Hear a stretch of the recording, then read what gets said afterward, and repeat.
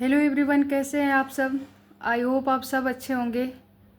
पिछली कक्षा में हमने स्वर संधि पढ़ा, स्वर संधि के प्रकार को पढ़ा विस्तार पूर्वक। अब हम व्यंजन संधि को पढ़ेंगे। स्वर संधि में ऐसा हो रहा था कि प्रथम वर्ण में भी स्वर आ रहा था और द्वितीय वर्ण में भी स्वर ही आ रहा था, तो दो वर्णों के मेल से वहाँ पे संधि बन रही थी। ठीक ऐसे ही व्यंजन संधि में होगा, लेकिन इसमें क्या है, इसका परिभाषा क्या है व्यंजन संधि का, कि जिन दो वर्णों में संधि होती है उनमें से पहला वर्ण यदि व्यंजन हो और दूसरा वर्ण व्यंजन अथवा स्वर हो। पहला वर्ण इसमें श्योर है कि व्यंजन रहेगा, दूसरा या तो स्वर हो सकता है या तो व्यंजन हो सकता है। तो इनके मिलने से जो विकार होगा या परिवर्तन होगा उसे हम क्या कहेंगे, व्यंजन संधि कहते हैं। अब इसमें कुछ नियम होंगे जिसको ध्यानपूर्वक हमको समझना होगा। संधि बहुत कठिन नहीं होती, बस इसके नियमों को ध्यान से जानना और समझना होता है, तो हमारे लिए बहुत ही इजी हो जाएगी। नियम नंबर 1 को देखते हैं।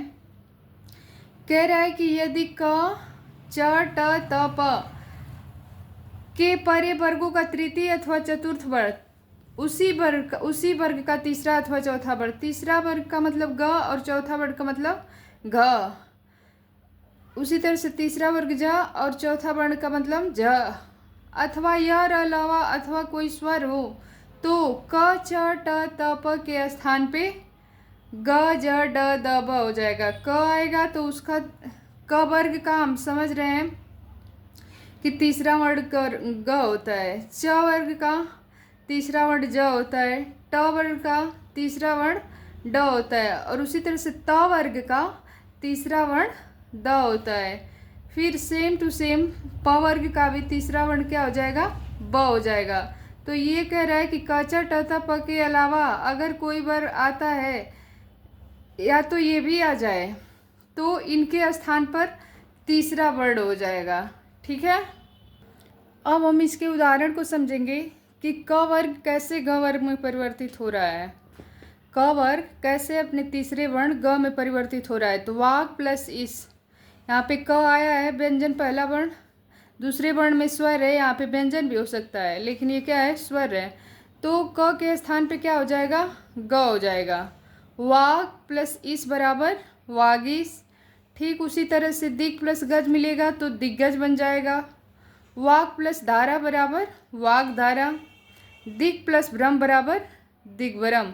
अब च वर्ग में भी च वर्ग के तीसरे वर्ण में परिवर्तन होगा, तो च का तीसरा वर्ग क्या आ रहा था, ज आ रहा था। अच प्लस अंत, च की जगह ज हो जाएगा। ठीक है, तो अच प्लस अंत बराबर अजंत।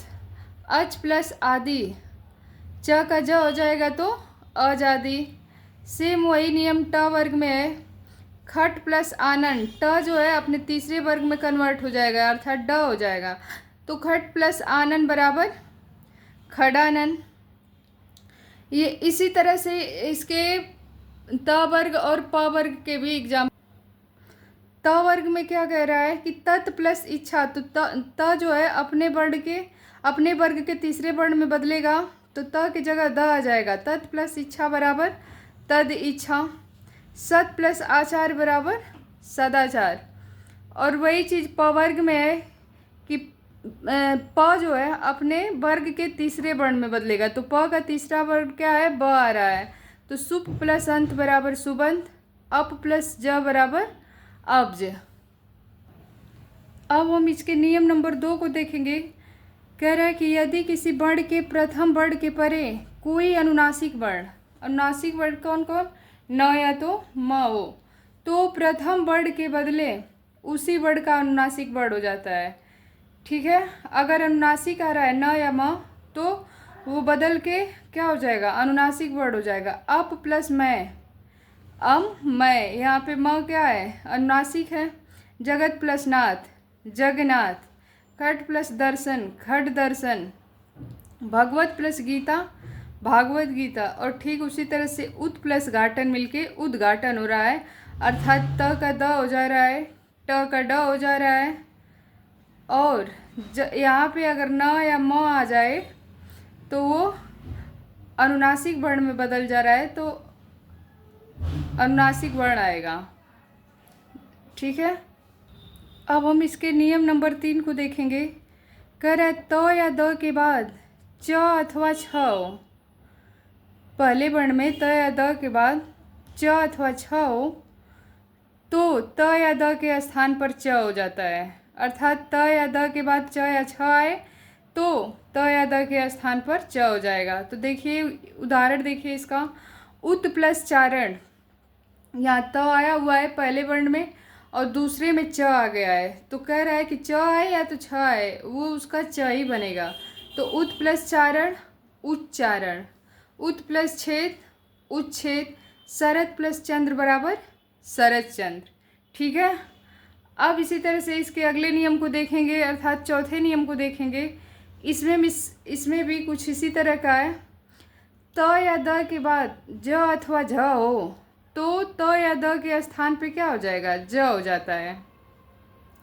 सत प्लस जन, अब यहाँ पे त आ गया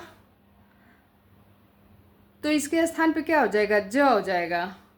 सत प्लस जन बराबर सज्जन, उत प्लस ज्वल बराबर उज्ज्वल। ठीक है, ऐसे ही इसके एग्जाम्पल को हम कर लेंगे। नियम नंबर 5 क्या कह रहा है, कह रहा है त या द के बाद ट या ठ हो तो त या द के स्थान पर ट हो जाता है।